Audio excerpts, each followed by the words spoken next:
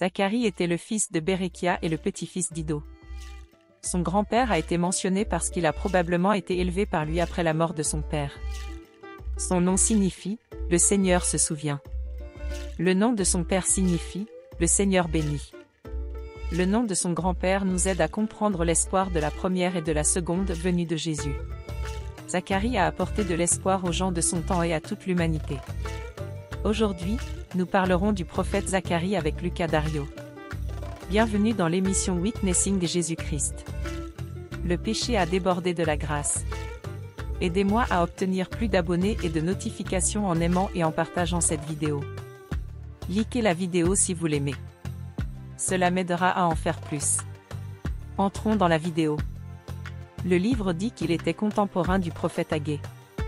Agé a prêché pendant 2 mois avant que Zacharie ne commence les travaux du temple. Le ministère d'Agé a duré environ 4 mois. Les prophéties de Zacharie ont duré environ 2 ans. Les chapitres 9 à 14 ne sont pas datés, mais le thème principal de Zacharie s'aligne sur celui d'Agé. Zacharie a été envoyé par Dieu pour encourager les habitants de Jérusalem à achever la construction du temple. Ils ont aidé les anciens et le peuple à soutenir le gouverneur Zorobabel et le grand prêtre Josué, qui construisaient le temple. La communauté juive était petite et se heurtait à l'opposition des Samaritains de la région. Le temple a été construit entre 520 et 516 avenue Jésus-Christ. Ils ont travaillé dur et ont réussi. Le Messie et les prophéties de Zacharie mentionnent 2 fois la venue de Jésus-Christ. Il est dit que Jésus est entré à Jérusalem à dos d'âne. Il a été trahi pour 30 pièces d'argent et tué. Zacharie décrit également le jour du Seigneur, lorsque le Christ viendra sur le mont des Oliviers et régnera en tant que roi du royaume de Dieu sur terre. Dieu n'oubliera pas Juda, même s'il a péché. Dieu se souviendra de Juda et rendra sa grandeur à Jérusalem. Toutes les familles de la terre adoreront le Christ comme roi et Seigneur. Le message de Zacharie est plein d'espoir. Zacharie est divisé en 2 parties. Les chapitres 1 à 8 concernent les messages pendant la construction du temple. Les chapitres 9 à 14 sont des messages non datés, probablement postérieurs à la construction du temple. Nous commencerons par les chapitres 1 à 8. Zacharie 1h1 et 6. Le premier message concerne la repentance nationale. Les versets 7 et 8 du chapitre 1 traitent du deuxième message, les visions nocturnes de Zacharie. La première vision est celle d'un cavalier parmi les myrtes. Chapitre 1, versets 7 à 17. La deuxième vision, 4 cornes et 4 artisans. Chapitre 1, versets 18 à 21. La troisième vision concerne la mesure de Jérusalem en vue de son développement futur. Chapitre 2, versets 1 à 13. La quatrième vision concerne Josué, le grand prêtre accusé, qui parle de la branche à venir. Chapitre 3, verset 1a. La cinquième vision concerne le chandelier d'or et les 2 oliviers. Au chapitre 4, versets 1 à 14. La sixième vision concerne un rouleau volant apportant une malédiction. Chapitre 5, versets 1 à 4.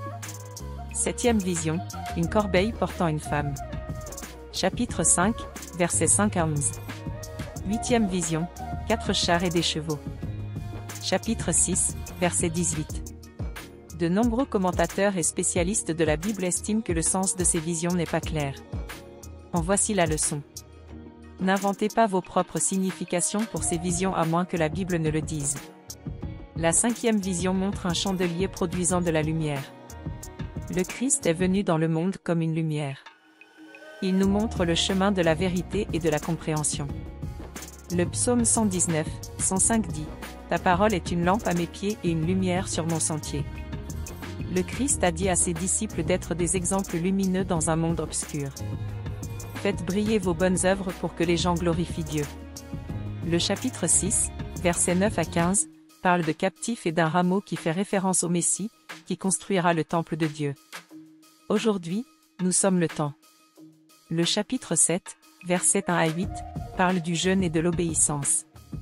Lorsque le temple fut presque achevé, un groupe se rendit à Jérusalem pour interroger les prêtres et les prophètes sur les jeûnes nationaux à observer en cas de catastrophe. Il s'agissait de traditions humaines qui ne se référaient pas au jeûne du jour des expiations, tel qu'il est décrit dans Lévitique 23, 26-32. Zacharie a donné la réponse de Dieu dans les chapitres 7 et 8, en 4 parties. Chaque partie commence par le même texte. Dieu ne dit pas que les jeûnes nationaux sont mauvais, mais il enseigne que le jeûne doit être pratiqué pour une bonne raison. Le peuple ne jeûnait pas pour se rapprocher de Dieu, mais pour des raisons égoïstes. Pendant la captivité, le peuple aurait dû utiliser ces jours de jeûne pour réfléchir à ses péchés. Ces jeûnes auraient dû être l'occasion de réfléchir à leurs péchés et de changer leur vie.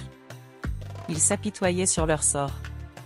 Le prophète a dit que le jeûne ne servait à rien si les gens le faisaient simplement parce qu'ils l'avaient toujours fait. Le Christ a également déclaré que les gens ne devaient pas jeûner pour des raisons hypocrites. La question du jeûne a été résolue. Aucune décision définitive n'a été prise. Zacharie dit qu'il y aura des fêtes joyeuses au lieu de jeûnes nationaux.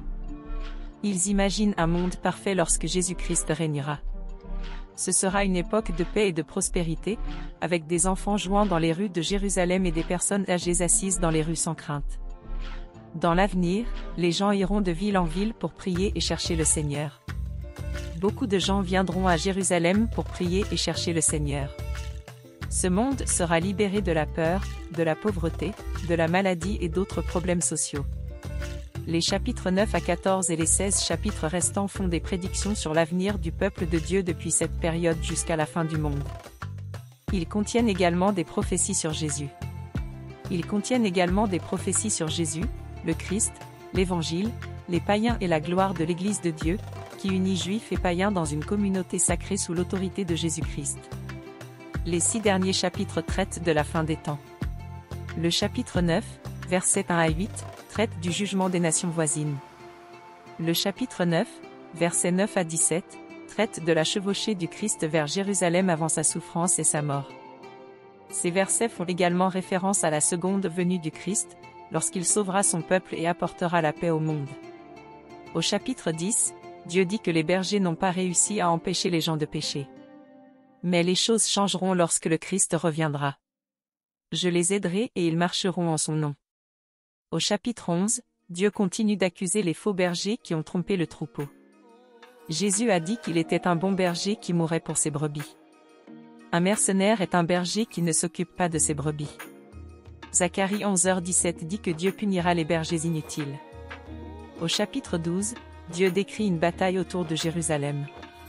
Cette bataille fait probablement référence à la bataille finale lors du retour du Christ. Les nations lutteront contre le retour du Christ, mais elles seront vaincues. Zacharie 12 décrit les batailles et la manière dont Dieu défendra Jérusalem. Le verset 10 dit qu'ils regarderont celui qu'ils ont transpercé. Ils le pleureront comme on pleure un fils. Il s'agit de Jésus-Christ, qui a été transpercé lors de sa première venue et que l'on reverra à son retour. Le chapitre 13 poursuit l'histoire commencée au chapitre 12. Le Christ vaincra ses ennemis et commencera à restaurer la vraie religion. Le premier chapitre de la Bible montre le retour du Christ sur terre avec puissance et gloire. Ces versets sont inspirants. Dieu se souviendra de ses promesses et les accomplira. Tirez les leçons du passé. L'apôtre Pierre a prévenu que, dans les derniers jours, des moqueurs viendraient, disant, où est la promesse de son avènement ?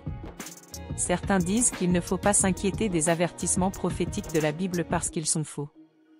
Mais Zacharie 1, 5-6 décrit une attitude similaire chez les gens à l'époque du prophète. Les prophètes précédents sont morts avant que leurs prophéties ne s'accomplissent, et ils ont donc pensé qu'elles étaient fausses. Israël et Juda ont été emmenés en captivité comme Dieu l'avait dit. Certains oublient que Dieu est vivant et qu'il tiendra ses promesses. Nous devons apprendre cette leçon. La Bible mentionne plusieurs Zacharie.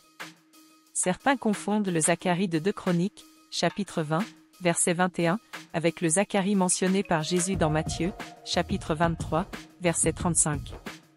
L'un est le fils de Jehoiada, l'autre est le Zacharie mentionné dans Matthieu, chapitre 23, verset 35, qui doit être le fils de Béréchia, l'un des prophètes mineurs. L'autre Zacharie, fils de Jehoiada, est mort vers 800 avenue. Si le Christ s'était référé à ce Zacharie, la période allant d'Abel à lui ne couvrirait pas l'ensemble de la période. L'Ancien Testament s'est terminé en 400 avenues. La période allant d'Abel à Zacharie, fils de Béréchia, est beaucoup plus longue que celle allant d'Abel à Zacharie, fils de Jehoiada. De nombreux Zacharies sont mentionnés dans l'Ancien Testament, il est donc difficile de croire que 2 d'entre eux sont morts de la même manière. Jésus dit que Zacharie a été tué entre le sanctuaire et l'autel et que ses contemporains en sont responsables. Tout cela s'est passé pendant le siège de Rome à Jérusalem, vers l'an 70 de notre ère. L'historien Flavius Joseph en a parlé. Ceux qui avaient versé tant de sang prétendaient vouloir faire justice.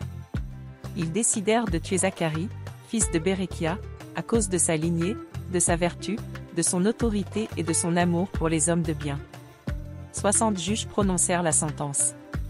Ils préfèrent mourir plutôt que d'avoir le remords de condamner un homme de bien. Tous disent qu'il est innocent. Jérusalem a fait un martyr de plus, remplissant la mesure des péchés de ses ancêtres. Cela correspond à Apocalypse 6h11, qui dit qu'on leur a donné des robes blanches et qu'on leur a dit d'attendre que leurs compagnons de service et leurs frères soient tués. Voilà pour la vidéo. Si vous l'avez aimé, laissez un like, abonnez-vous et n'oubliez pas d'activer les notifications. Que Dieu vous bénisse. Rendez-vous dans la prochaine vidéo.